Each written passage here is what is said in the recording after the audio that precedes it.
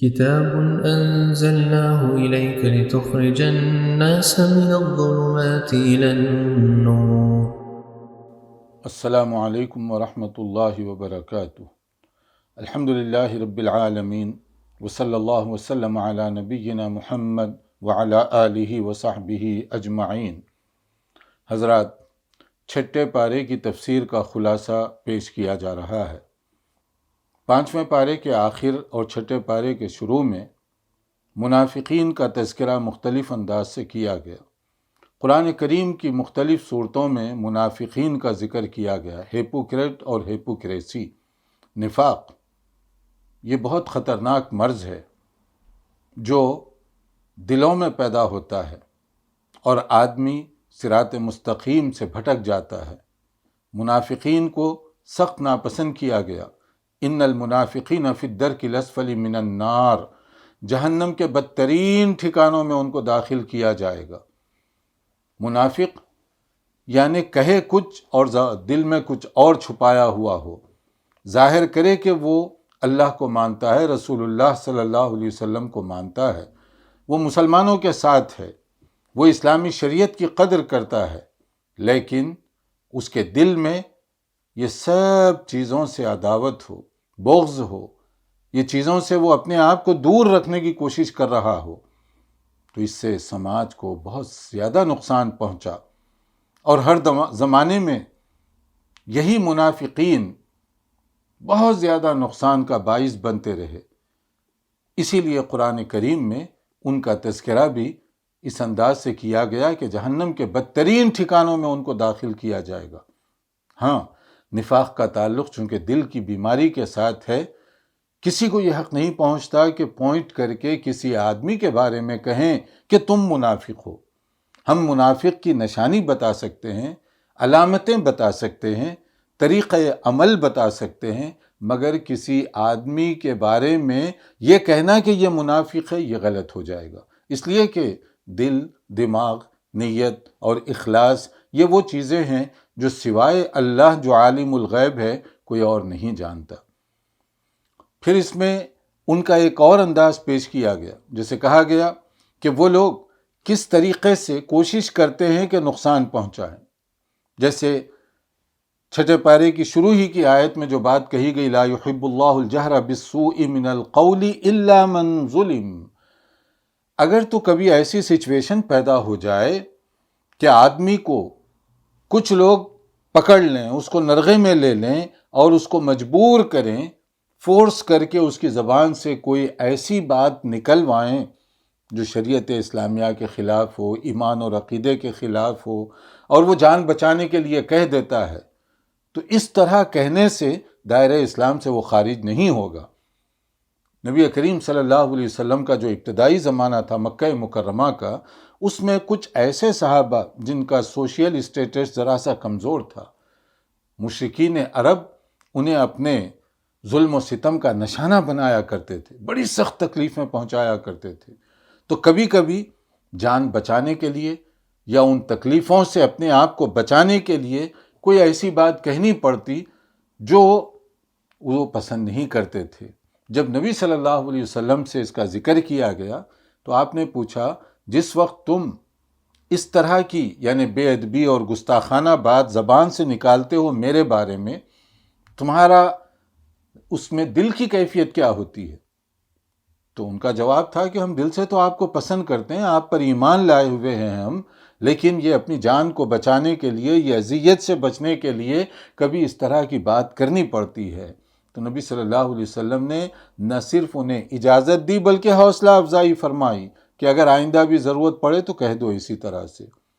مطلب کیا ہے؟ دل اور دماغ ایمان پر مطمئن، اللہ اور اس کے رسول کی محبت سے سرشار، لیکن ظاہری حالات اور مصیبت سے بچنے کے لیے کبھی وہ آدمی اس طرح کا کوئی جملہ استعمال کر دیتا ہے یا ذو معنی کوئی لفظ کہہ دیتا ہے تو کوئی اس کے ایمان پر فرق نہیں پڑے گا۔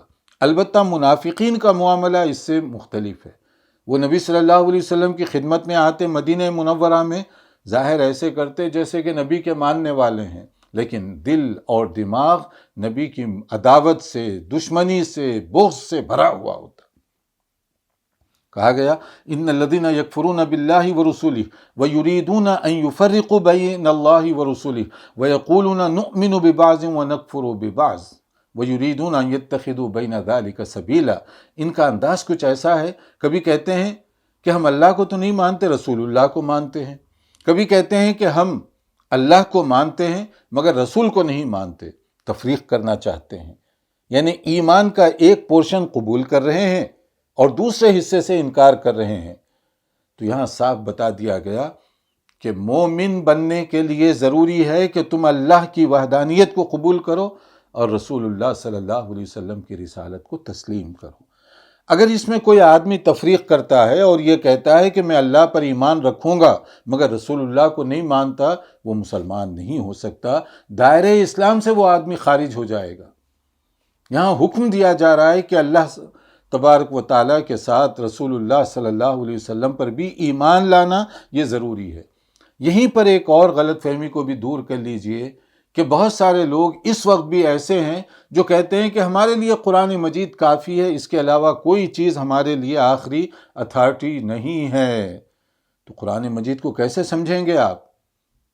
قرآن کریم کو کوئی اگر یہ کوشش کرتا ہے کہ میں زبان دانی کی بنیاد پر سمجھوں گا تو وہ سخت دھوکے میں ہے، کیونکہ قرآن کتاب ہدایت ہے، کتاب فرقان ہے۔ اس کے لیے کسی شارح کی ضرورت، اور وہ شرح کون کر سکتا ہے؟ میں اور آپ، یا وہ جن پر یہ قرآن براہ راست نازل ہو رہا تھا، وہی کی روشنی میں جو ہمیں ہدایات دے رہے تھے۔ ظاہر ہے میرے اور آپ کی گفتگو، ایکسپلینیشن، اس میں غلطی کے امکانات بہت زیادہ ہیں، مگر رسول اللہ صلی اللہ علیہ وسلم جن پر براہ راست وہی نازل ہو رہی تھی، آپ کے جو فرمودات ہیں ان سے بہتر کوئی قرآن مجید کی تشریح، وضاحت، تفسیر نہیں ہو سکتی۔ اسی لیے قرآن کریم کو درست اور صحیح معنوں میں قابل عمل شکل میں دیکھنے کے لیے، جاننے کے لیے رسول اللہ صلی اللہ علیہ وسلم کا سہارا ضروری ہے۔ رسول اکرم صلی اللہ علیہ وسلم کے ارشادات فرامین ضروری ہیں۔ کوئی آدمی نبی کریم صلی اللہ علیہ وسلم کی ہدایات کے بغیر قرآن سمجھنے کا دعویٰ کرتا ہے تو وہ گمراہ ہو سکتا ہے، راہ راست سے بھٹک سکتا ہے۔ ممکن ہی نہیں ہے کہ کتاب ہدایت کو آپ زباندانی کی بنیاد پر سمجھنے کی کوشش کریں کہ صرف مجھے عربی آتی ہے تو میں جو چاہے اس کا ترجمہ کر لوں۔ نہیں، عربی صرف لغت کے ذریعے سے نہیں، یہ کوئی لٹریچر کی کتاب نہیں ہے، ہدایت نامہ ہے، اور ہدایت نامے کے لیے ایک ہادی کا ہونا ضروری ہے، ایک ماڈل کا ہونا ضروری ہے۔ پھر اہل کتاب، چونکہ سورہ مائدہ ہے تو اس کے اندر نصارہ، اہل کتاب کے بگاڑ، ان کی خرابیوں کا تذکرہ بہت تفصیل کے ساتھ کیا گیا کہ عیسیٰ علیہ السلام ان کی حقیقی پوزیشن ہے کیا، اور نصارہ نے ان کو کیا سے کیا بنا دیا۔ اسی طریقے سے یہودیوں نے حضرت موسیٰ علیہ السلام کی کیسے کیسے نافرمانی کی۔ تو سورہ مائدہ اس اعتبار سے بہت اہم سورت ہے کہ اس میں اہل کتاب کے بگاڑ اور خرابیوں کے جو اسباب ہیں اس کا بھی ذکر بہت تفصیل کے ساتھ کیا گیا۔ مثلا ایک چیز جو 171 آیت میں کہی گئی، غلو، ایکسٹریمزم، یہ اصل میں خرابیوں کی جڑ ہے، اس کا یہاں خاص طور پر ذکر کیا گیا۔ کہا گیا یا اہل الکتاب لا تغلو فی دینکم ولا تقولوا علی اللہ الا الحق، کہ تم غلو کی بیماری میں مبتلا نہ ہو جاؤ۔ غلو یعنی ایک ایکسٹریمزم، افراط اور تفریط کسی مسئلے میں، یہ درست نہیں ہے۔ اسلام کا مزاج اعتدال، توازن اور بیلنس کا ہے۔ مسلمان کے لیے ضروری ہے کہ وہ میانہ روی کی زندگی اختیار کرے، حتیٰ کہ عبادات میں بھی ہم سے کہا گیا میانہ روی، اعتدال۔ اعتدال کو چھوڑ دیں گے تو مسلمانوں کے اندر بھی خرابی پیدا ہوگی، یا افراط کا شکار ہوں گے یا تفریط کا شکار ہوں گے، دونوں چیزیں غلط۔ اور اہل کتاب کی تباہی اسی غلو کے نتیجے میں ہوئی، اور یہ غلو کی وجہ سے کیا ہوا، ان کے اندر جو خرابیاں ہوئی، مثلا عیسیٰ علیہ السلام، ان کے بارے میں انہوں نے کہا کہ وہ اللہ کے بیٹے، ابن اللہ کے بیٹے ان کو بنا دیا، محبت میں غلو کی وجہ سے اس کی تردید کی گئی، اور اس کے بارے میں تو کہا گیا یہ کفر کے مترادف ہے کہ اللہ تعالیٰ کو تم ثالث و ثلاثہ یعنی ٹرینیٹی، تثلیث کا عقیدہ۔ اور یہ تثلیث کا عقیدہ کیا ہے؟ 3 in 1, 1 in 3. یہ کوئی ایسی چیز ہے جس کو بولنے والا بھی سمجھتا نہیں ہے. کیا کہنا چاہتے ہو؟ اللہ ایک ہے یا تین ہے؟ اگر اللہ ایک ہے تو تین نہیں ہو سکتے، تین ہے تو ایک نہیں ہو سکتے. تو یہ تثلیث کا عقیدہ بنیادی طور پر عیسائیت کے بھی خلاف اور قرآن کریم کی جو تعلیمات ہیں اس کے بھی خلاف ہے. لیکن ابن اللہ کا ایک عقیدہ گھڑ لیا گیا. اور پھر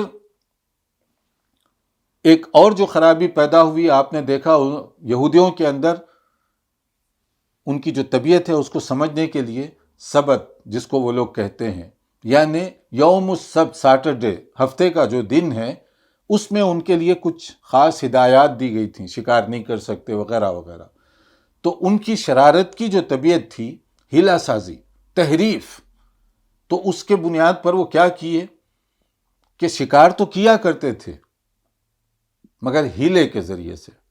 یعنی ہفتے کے دن مچھلیاں وغیرہ پکڑ لی اور پھر وہ لانے کے بجائے اتوار کو لے آتے کہ ہم نے ہفتے کو تھوڑا ہی شکار کیا، جال وغیرہ سب ہفتے کو ڈالا، پکڑا سب ہفتے کو، لیکن گھر میں لانے کے لیے اتوار کا دن چن لیے.